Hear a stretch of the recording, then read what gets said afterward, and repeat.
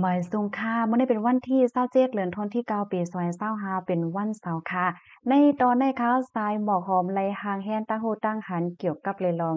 นกสองโหในค่ะเนาะเอาค่ะเพราะว่ารัฐเกี่ยวกับเรื่องรองนกสองโหในยุ่มยำว่าละลายก็เตยามยินในเตใกล้ๆไลยินอยู่เฮ็ดจังไหนค่ะนะในวันมื้อได้ก็เฮาค่ะไล่หันป้าหางมันเหย่าในค่ะเนาะว่าเกี่ยวว่าเป็นโตได้ก็มีอันเดียวก็น่ะว่าซ้ำมีสองโหอันว่านั่นแหละค่ะ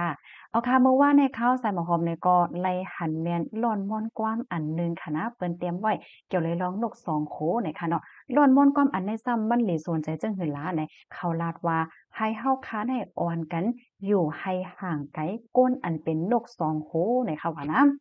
นกสองโคอันว่าได้เนี่ยมังก็ในค่ะเนาะเพราะว่าต่อหน้าเฮาได้ก็เขาก็เด้ยุ่มๆยายๆเฮ็ดอาสังเหมือนจังหนังว่าลีต่อเฮาน่ะ ไม่อกไม่ใจจ้อมเฮาค่ะเนาะเป็นโขงไม่ใจจ้อมเฮา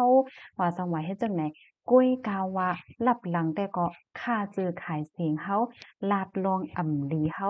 คัดใจยาเฮาแต่ซำว่าเฮาอ่ำในเฮ็ดผิดทางว่าในสายตาเขาก็ได้คัดใจ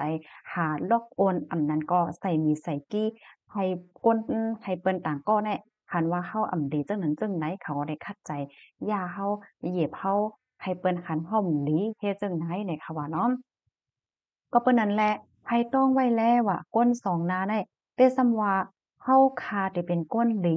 เฮาคาเตลาดจาหลีตานหือก็เหย้าค่ะเนาะเขาตื้นเตหาลองอ่ำหลีเฮาเหย้าก็ลาดลองอ่ำหลีเฮาอยู่เหย้าเนี่ยค่ะกำนั้นเฮาคาก็อำดูแล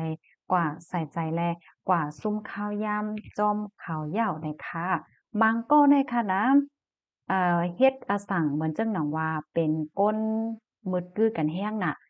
เป็นญาติพี่น้องกันเป็นโอ๊ยหลีกันตั้งแต่ว่าเฮ็ดจั่งใดก้วยหน้าว่าลับหลังเขาซ้ำหลอมยาเฮาเฮ็ดเนี่ยตัวอย่างเปิงแต่มันบ่ต่อหน้าได้ก็โอ๊ยเหมือนพี่นางเฮาน้องหญิงเฮา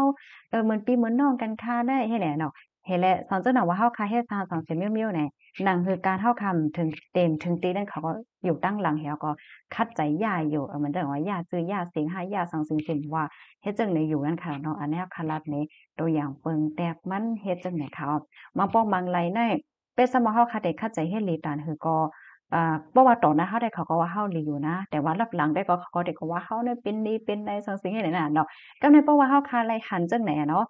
เฮาซ้ำเตกว่าตอบแก้ขึ้นอันที่เขาลาดเขาก็ว่าเฮานั่นอยู่ค่ะแหน่เฮาคาอำโดไลกว่าตอบแก้ยาก็อำโดไลใส่ใจหังอย่าไปซุ่มข้าวยามจ้อมเนี่ยค่ะว่านะ อำรู้เลยกว่าซับเลี้ยงอีหังเห็นมิ้วค่ะเนาะ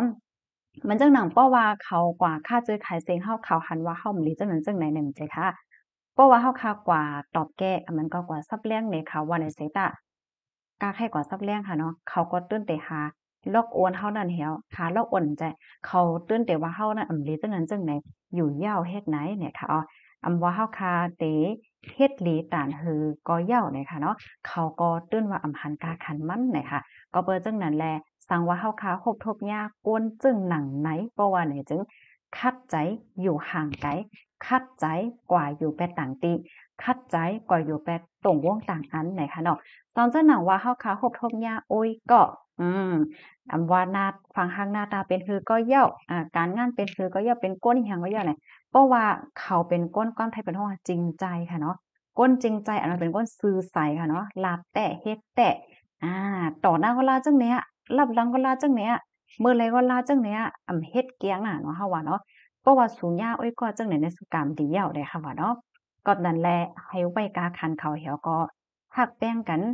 เฮ็ดก่อกันกว่าลีหลีเนี่ยว่าเพราะว่าญาจังไหนในค่ะนะ เพราะว่าเฮาคันยามอ้อยก็จังได๋เฮาอยู่ในเฮาก็เกี่ยวนะคะเนาะเปิ้นเฮากำไผของเราสบายใจมันก็ตื้อใจมานั่งพี่น้องค่ะจองคันมันก็แน่อืมบ่ว่าต่อหน้าเฮาแม่นใจค่ะเขาก็ได้มาลัดลองก็นั่นหลีจังแหนหลีจังแหนเฮ็ดเนี่ยกำไดเพราะว่าเที่ยงวันหนึ่งมาเนี่ยเฮาก็วนว่า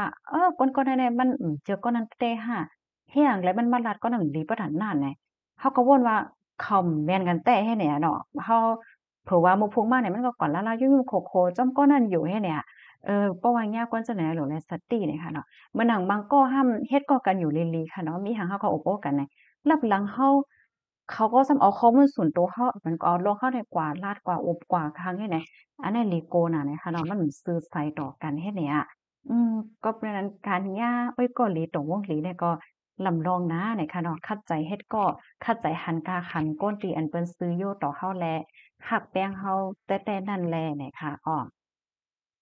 อ๋อค่ะเพราะว่าเฮ็ดจั่งใดเนี่ยจึงเฮาค่ะเนี่ยก็ได้มีตั้งเกี่ยวตั้งมนต์ตั้งซื่อใจเนี่ยค่ะเอ๊ยก็แน่มีนำก้อมเป็นสังเนี่ยค่ะเนาะมีก้อสองก้อกุ้ยก็เพราะว่าเฮาขายยากวนหลีอันซื่อใสซื่อโยต่อเฮาได้แต่นั้นเพราะว่าเนี่ยจึงเฮาก็ได้เกี่ยวมันเชื่อใจนะเนี่ยค่ะอย่าไปรับก้นมีกล้องเข้ามาในจักรปาดเนี่ยค่ะอาก้นอันมีกล้องอันจังเป็นเพอันจังเป็นนกสองหูได้อย่าไปเอามาอยู่ในจักรปานเฮาเลยค่ะว่านะ ข้อมูลอันใดคะเลยเปิงอิงออกมาดีเพจคำคมชีวิตออกไว้ให้หน่อยค่ะอันนั้นก็ค่ะเฮามาเรียบเรียนค่ะเนาะเห็นเลยค่ะก็วนด้วยโอ้มีเตฮันนกสองหูในเฮ็ดเนี่ยในเพราะว่าจัดปานพี่น้องค่ะจ่องย้ำครบทบค่ะพยายามครบทบจังหือก็แชร์ให้กันไลเนี่ยค่ะนะข่าวใส่หมอคอมก็ย้อนสู่ให้พี่ๆน้องๆเอ้ยก็เอ้ยเซเฮาค่ะมีเอ้ยก็เอ้ยเซและมีตรงวงตีหลีค่ะนะ สังว่ามีอ้อยก้ออ้อยก้อมนำก็อย่าเป็นใจเลขค่ะเฮาค่ะเป็นอ้อยก้อกันไล่เนี่ยค่ะเนาะเป็นอ้อยก้อกันเนือออนไลน์เนี่ยค่ะยินจงปู้ก็ค่ะเหมือนทรงค่ะ